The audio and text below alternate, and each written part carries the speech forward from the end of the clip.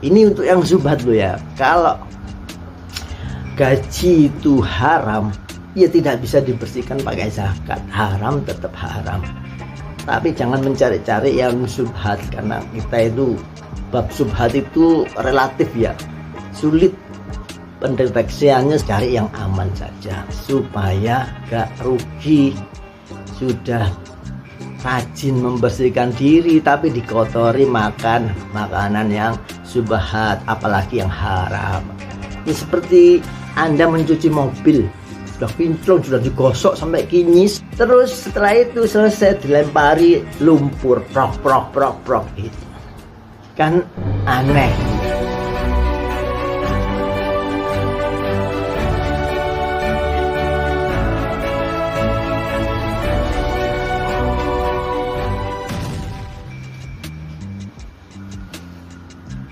Assalamualaikum warahmatullahi wabarakatuh. Alhamdulillah, kita berjumpa lagi ya, ketemu lagi. Walah, habis bangun tidur semalam malam Jumat ya. Semoga teman-temanku semuanya ya, penonton juga para salik yang terus berjuang di jalan keruhanian, terus mendapatkan sehat jasmani dan rohani, semakin bersih keruhaniannya, semakin kinclong kolbunya, semakin bening kolbunya, semakin semangat mengerjakan lemburan-lemburannya ya. Karena apa ya, fa'firu ilallah itu, fa'firu itu berlari, bukan santai-santai menuju Allah. Jadi ya kita harus ekstra sedikit lah, bertahap sesuai kemampuan. Jangan terlalu memforsir, satu kali gebrak nanti tumbang. Enggak, pelan-pelan. Maksudnya 1% terus. Kalau lagi semangat 5% tambahan amalannya maksudnya.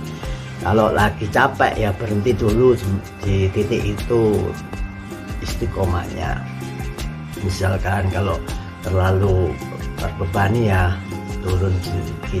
Pokoknya yang penting itu bukan banyak tapi sekali ya. Yang penting itu sedikit tapi istiqomah sesuai kemampuan masing-masing ya. Tidak perlu mencela yang lainnya, kamu kok sedikit, kamu kok banyak. Biarin urusan ruhani sendiri-sendiri. Namanya toreko itu urusannya ruhani masing-masing, langsung hubungan sama Allah, soalnya pertanggungjawabannya maksudnya. Jadi walaupun di majelis atau di komunitas, di grup ya urusannya nggak satu grup ya, urusannya sendiri-sendiri. Kalau lembur ya yang satunya seneng lembur, yang satunya nggak seneng lembur ya nanti ya tanggung jawab sendiri-sendiri. Terus hadiahnya ya sendiri-sendiri tuh ya. Baiklah, kali ini topiknya adalah menjawab pertanyaan dari saudara kita. Pertanyaannya adalah bagaimana tentang gaji ASN atau PNS? Apakah halal atau haram atau bagaimana caranya? Nah, ini jawaban yang pertama adalah mengharam dan halalkan sesuatu itu bukan kewenangan saya ya, karena ada ayatnya itu. Kanjeng Nabi pun sampai disemprit, jangan mengharamkan yang aku halalkan. Sebenarnya jangan mengharamkan aku yang halal. Halal haram itu urusannya Allah ya, sudah ditentukan, tidak boleh. Kita hanya tadabbur, memastikan clue-cluenya ya. Begini, kalau ASN gaji ASN itu ada dua kan. ASN itu atau pegawai negeri itu ada dua, yang gajinya itu dari APBN itu negara pusat ya, atau APBD, nah itu PNS daerah setingkat gubernur ya, provinsi lah ya, seperti itu. Nah itu sumbernya kan sekarang otonomi daerah itu beda-beda sesuai penelitian saya ya. Kalau haji PNS itu bebannya pada APBN itu ditentukan 1 tahun, kalau APBD-nya juga sama. Jadi, nah sumber terbesar APBN itu ya itu dikatakan adalah perpajakan sekitar 77%. Ya anggaplah 70%-nya lah, atau 75%. Sisanya adalah PNBP sekitar 20% pendapatan hibah. Jadi pajak yang terbesar dari APBN. Nah, kalau gajinya PNS yang APBD ya itu banyak sumbernya. Yang pertama itu sumber penerimaan dari restribusi ya, semacam restribusi itu parkir, biaya ini ongkos untuk ngurus izin dan lain-lain, itu restribusi ya, sumbernya dari itu. Dua, pendapatan daerah, ini kecil biasanya karena kan yang disetorkan itu untuk bayar pajak di daerah itu ya nggak seberapa. Di daerah, perusahaan daerah maksudnya, nggak seperti perusahaan Amerika ya, itu triliunan sudah setorannya. Kemudian yang ketiga adalah PBB. PBB itu kan juga sama, kecil juga. Yang keempat, pajak cukai. Nah, kalau daerah kan pajak cukainya sesuai pelabuhan-pelabuhannya ya. Tuh, jadi ada yang nggak ada pelabuhannya, macam-macam. Jadi tergantung itu. Makanya jawabannya itu saya jawab di konten karena jawabannya luas, panjang kali lebar. Terus kemudian ada pajak penghasilan, terus dana alokasi umum.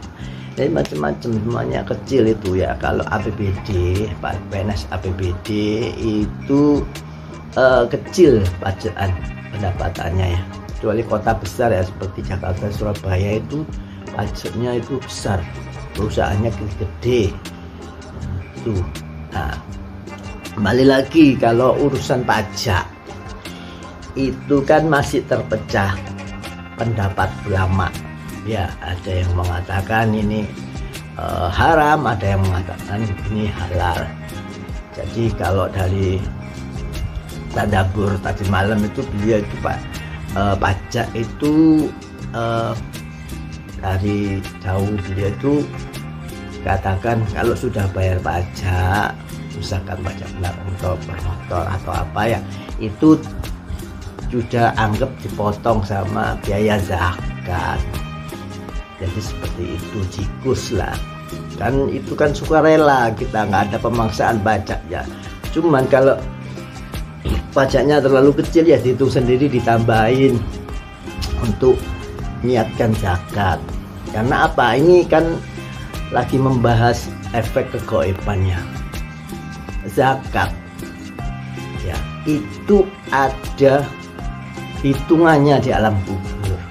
Ini ada penarikan arwah ya, 1 bulan itu atau bulan 2 bulanan itu meninggal itu dia itu di alam kubur itu kakinya terbenam di dalam bumi. Sebabnya apa? Karena melalaikan pajak, padahal orangnya aja sering sedekah. Jadi dia itu petani, menanamkan hasil bumi, hasilnya itu banyak, namanya petani, kayak juragan gitu ya, enggak rokokan. Ini suami istri kena semua. Ini kan sama-sama sudah meninggal ya.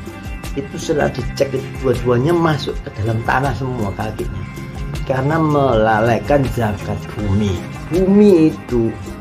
Kenapa ada zakat bumi? Ya karena yang memproses pertanian itu bumi, jadi harus ada zakat bumi. Nanti zakat bumi itu ada ketentuannya, bukan yang disedekahkan ke orang-orang dikasih itu enggak, harus niatnya harus niat zakat. Karena zakat itu adalah wajib, saya ulang lagi, zakat itu wajib, sedekah itu adalah sunnah. Jangan sampai yang wajib ditinggalkan untuk yang sunnah. Seperti analoginya Anda sholat sunnahnya banyak ya, tapi wajibnya enggak, dan itu kan aneh, pasti ada totalannya soalnya. Nah itu, ayo kita pelajari semua tentang zakat ini. Pekerjaan Anda itu apa? Itu cari tahu zakatnya apa saja. Di pertanian, di perlengkapan logistik, ya.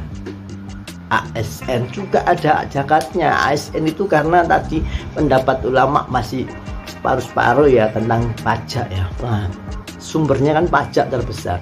Jadi itu kalau saya pribadi mengatakan subhat, tercampur karena ketidaktahuan kita asalnya, karena campur kan dana kas APBN atau APBD itu campur, jadi itu harus dibersihkan dulu baru dipakai. Jangan dipakai dulu totalannya belakang lupa. Makanya saya punya trik kemarin itu, setiap menerima gaji taruhlah 5 juta ya, minimal 125.000 itu 2,5%-nya itu harus dizakatkan dengan niat zakat. Jangan sampai niatnya sedekah, zakat dulu baru nanti mau sedekah 200-300 itu hartanya sudah dizakati, insya Allah dibersihkan dari yang subhat itu. Ini untuk yang subhat lo ya. Kalau gaji itu haram, dia tidak bisa dibersihkan pakai zakat, haram tetap haram.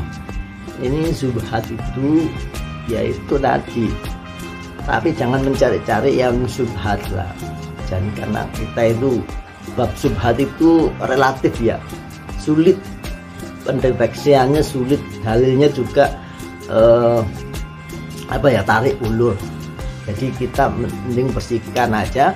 Kalau kira-kira subhat itu banyak haramnya, tinggalkan, cari yang aman saja. Supaya apa? Supaya gak rugi. Sudah rajin membersihkan diri tapi dikotori makan makanan yang subhat, apalagi yang haram. Jadi bagaimana masuk lagi? Ini seperti Anda mencuci mobil, sudah kinclong, sudah digosok sampai kinyis ya, mulus gitu ya. Terus setelah itu selesai dilempari lumpur, prok gitu. Kan aneh gitu. Ya seperti itu. Jadi kita harus cerdas ya, membersihkan yang lama dan menstop yang baru supaya tidak masuk yang aneh-aneh lagi. Cari yang berkah, cari yang halal, benar-benar 100%. Ya kalau ragu-ragu tinggalkan supaya tidak repot membersihkan lagi. Mudah-mudahan menjawab pertanyaannya. Pasti akan timbul pertanyaan lagi bagi teman-teman, karena pekerjaan di dunia ini, di Indonesia ini, di Jawa saja itu ribuan macamnya. Bagaimana penanganannya? Nanti teman-teman yang kira-kira profesi atau mirip-mirip ya, misalkan karyawan tapi swasta, bukan ASN ya, yaitu mirip-mirip, harus dicek dulu sumber gajinya itu, perusahaannya itu dari mana. Misalkan sumbernya dari jualan yang dibuat bayar, misalkan punya minimarket ya, nah itu kan jelas itu uang yang buat bayar itu ya dari hasil usahanya jelas. Jadi tahu kita ke halal haramannya tahu. Yang kedua, misalkan kalau ada orang jualan ini ya, pedagang itu jelas asalnya dari mana ya, hasil dari dagang. Nah perusahaan-perusahaan swasta yang tak jelas itu, maka Anda sendiri yang tahu halal haramnya. Jangan tanyakan orang. Termasuk saya ini nggak tahu apa-apa tentang perusahaan Anda. Jadi Anda cari tahu sendiri aman atau tidak. Kalau tidak aman, tinggalkan. Insya Allah berdoa, nyari solusi, akan ada solusinya dari Allah kalau kita bertawakal. Kemudian kedua kata dari saya, semoga bermanfaat.